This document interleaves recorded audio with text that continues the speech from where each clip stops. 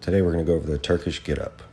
Start by laying flat on your back with the kettlebell at full extension and have the leg that's on the same side of the kettlebell with your foot flat on the floor.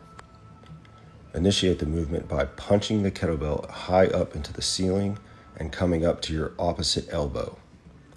From there, push up to your hand. Then you're going to want to swing that outstretched leg behind you until your knee is firmly planted on the ground.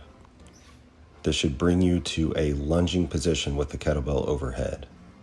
From there, while still maintaining sight of the kettlebell and looking upward, you're going to stand up straight and tall until your body is at full extension. After that, you're going to just reverse the movement, the same steps that I just told you, while maintaining sight of the kettlebell until you're all the way back to the ground, flat on your back. Again, this is a very complex movement, so please start slow, start without weight, and move very slowly until you get the hang of it.